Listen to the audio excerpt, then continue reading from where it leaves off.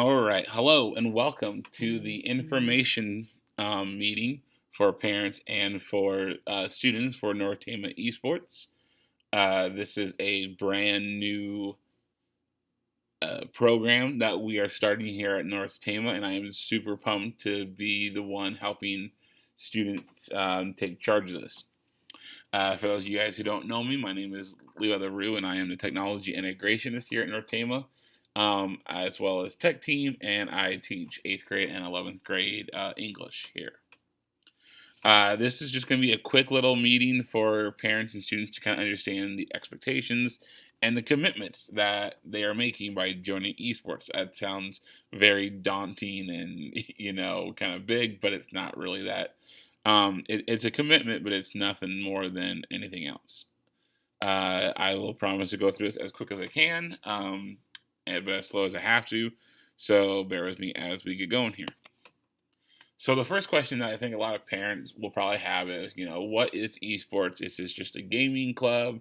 What's going on with it? And it's similar to a gaming club, but this is actual competitive gaming. Students will have to be logging in at a certain time, and they will be playing against another school somewhere in our time zone. We are joining a national esports league this spring, just called the High School Esports League. They're based out of Kansas City. They have 21,000 schools currently in the United States that are a part of their league. And so we are joining this one because it's the biggest one, and we just kind of want to get our feet wet with what's going on. Next year, there is an Iowa High School Esports League, and we'll probably be joining that one and seeing how that one goes for us. So it is an 8-week season in the spring here. There's one in the fall, there's one in the winter as well, but we're starting here in the spring, and it'll start March 8th. They have about 12, 13 games to choose from, and each game is played once a week. So there's a certain day, a certain time, and the kids come in and they play against another team, very similar to any sporting event or any other kind of competition that is out there.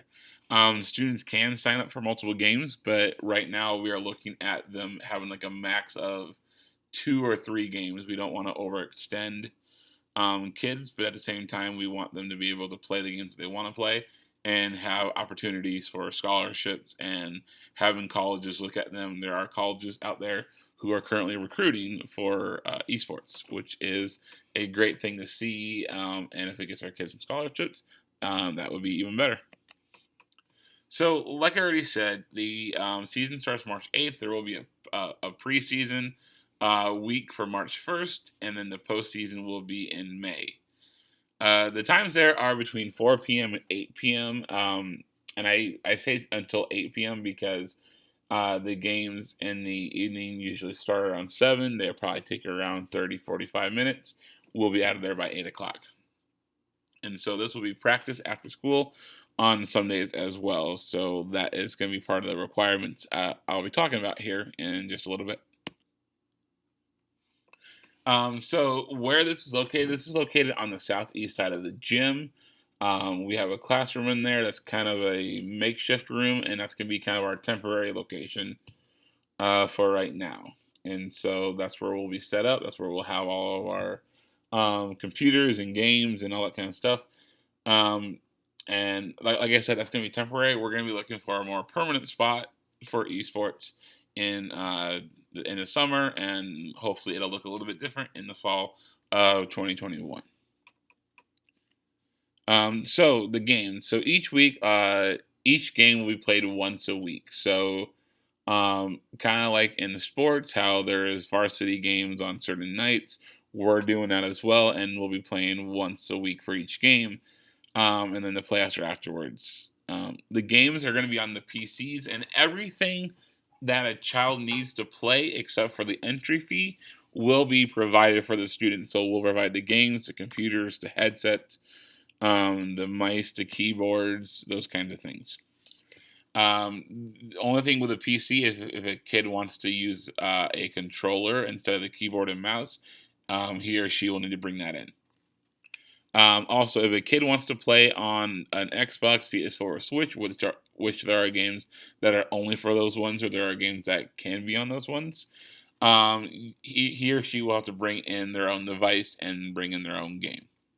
So just kind of know that that is an option. It's just that we're not going to be providing that at this time. We'll see how this goes, and in the future, hopefully, we'll be able to buy some Xboxes and PS4s to play on them as well. So here's kind of a weekly schedule, and it's going to depend on how many kids sign up and what games they want to play. Once I get a more in detail look at this, we'll be able to do a schedule. But this is kind of one in my head right now. So as you can see here, there is a 4 p.m. and a 7 p.m. For the most part, except for Mondays, we will probably be playing only at 7 p.m. And the reason for that is currently we only have 6 computers, and so in order for kids to be able to practice, we'll probably have practices beforehand and then play at 7 p.m. However, these 2 games are only on Mondays, and so we will probably play one of them at 4 o'clock and then one of them at 7 o'clock, and then we'll find other times throughout the week to practice for those games. So, Smash here is Super Smash Bros. For the Nintendo Switch. So that one you can play on their own device, so they don't need a PC, so they can play at 7 o'clock there. Hearthstone is a online kind of card game. I have not seen anyone interested in that one, so we probably won't be playing that one. On Tuesdays, we got chess. Chess, there's an app for the iPads, so they don't even need a PC for that one. But we also have Rocket League. Rocket League's only 3 computers, so we could have 2 teams going at the same time, or we could have one team practicing and we could have other people practicing games as well. And then Minecraft is at 5 o'clock. That one is only on the PC as well. So they would have to be here to play on Minecraft remote at 5 o'clock. So that'll probably be 1 or 2 computers, and then Rocket League can be the other ones. On Wednesday, Valorant is going to be the big game, I do believe, for Wednesdays. Yeah. And so Valorant is a 5-on-5 game, so there will be 1 computer left over if someone wants to come in and practice. And then Call of Duty will be on Friday, as you just saw there. Overwatch is going to be on Thursdays. And then, wrong way. And so Overwatch is a 6-on-6 one, so that's where we'll need all the computers that we'll have. And then Friday we'll probably do Call of Duty there. And then there's also Fortnite tournaments on Fridays as well at 6 p.m. There are Saturday, as you can see here, there are Saturday options. We're not going to use those unless we absolutely have to, because if we're going to be in the building 5 days a week, I don't want to have Saturdays unless we absolutely need to. So here are some of the requirements that the students must be able to do. The first one here is they must be able to keep a 2.5 GPA for this semester, and must be within the good conduct policy here at North Tama. There'll be a good conduct policy sheet that they'll have to sign for that. If they're not currently an athlete, all athletes have to sign one, and so we will be doing that as well. These grades will be checked weekly, and this 2.5 GPA is a requirement for us being in the high school esports league this spring. So that's going to be kind of why we're doing that.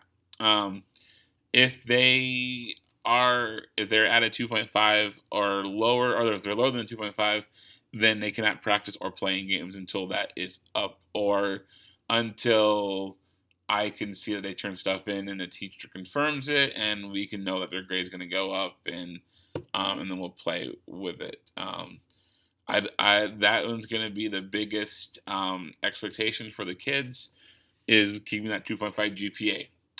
We will be starting some study hall after schools, probably the week that you're going to be listening to this.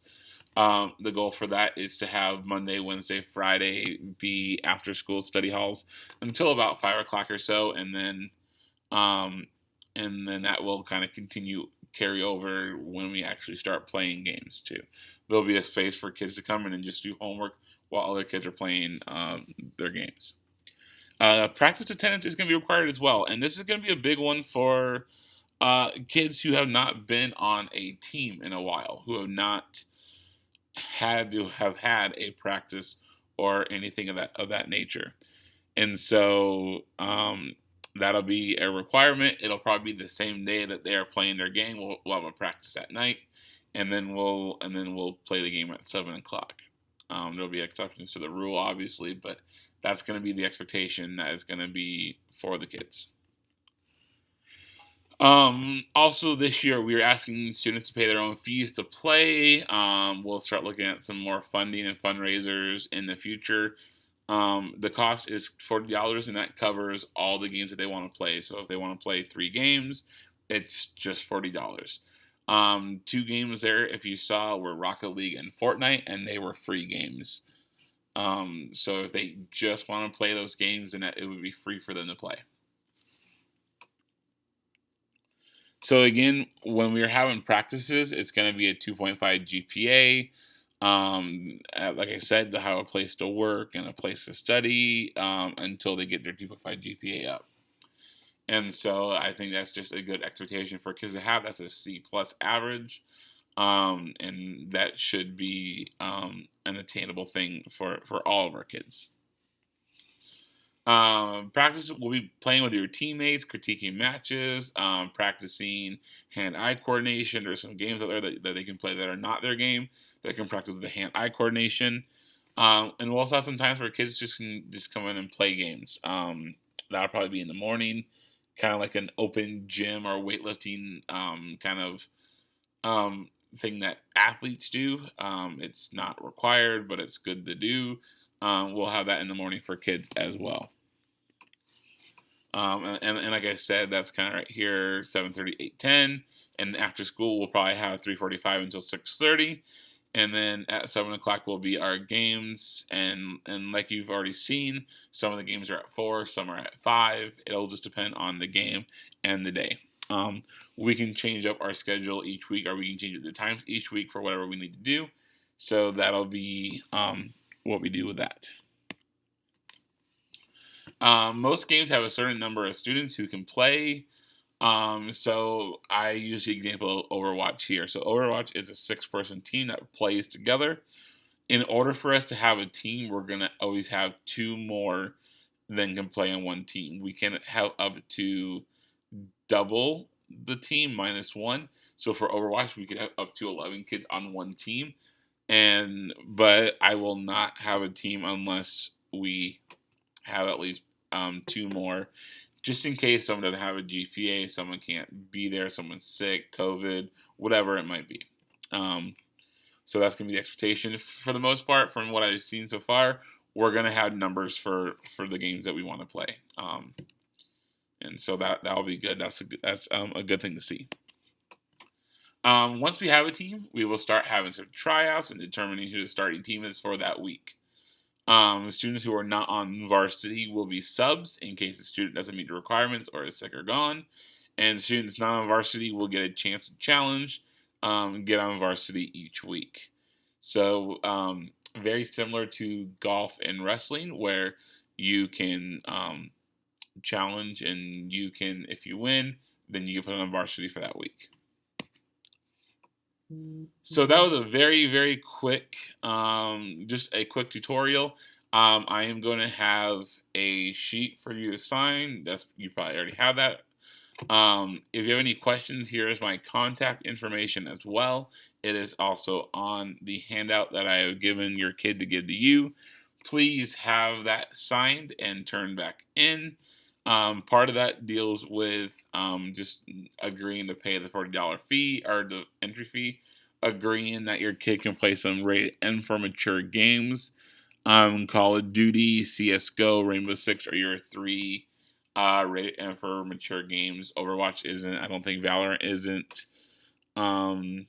Rocket League isn't, and Minecraft isn't. So if they want to play one of those games, then I just need a signature saying, yep, they can play these rated M for mature games. Most of the kids already are playing them, so it's not like it's a big deal per se. We just need a signature for it. Like I said, if you have any questions, please contact me in one of these ways, and I'll be happy to talk to you about esports. All right, thank you.